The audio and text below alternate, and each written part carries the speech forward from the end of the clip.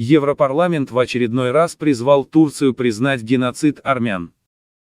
Европейский парламент принял свой ежегодный отчет по Турции, 448 голосами против 67, при 107 воздержавшихся. В документе также затрагиваются отношения Турции с Арменией и вопрос признания геноцида армян. В отчете, со ссылкой к докладу Европарламента от 15 апреля 2015 года, вновь содержится призыв к Турции признать геноцид армян.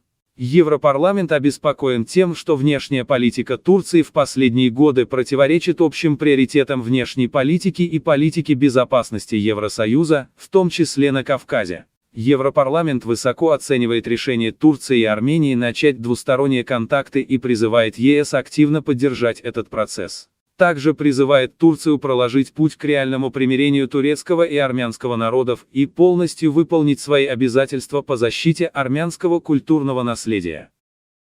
В докладе содержится призыв к турецким властям активизировать усилия для эффективного решения тяжелого положения армян и других нацменьшинств в стране.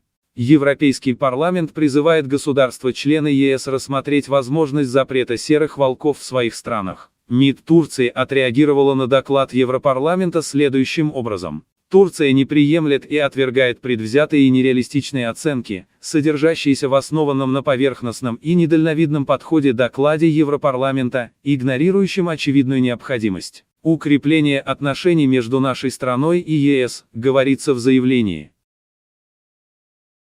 В МИД Турции заявили, что не удивлены позицией Европарламента, который толерантно относится к членам террористических организаций и ведению ими пропаганды терроризма. Европарламент утратил авторитет и доверие в глазах турецкой общественности.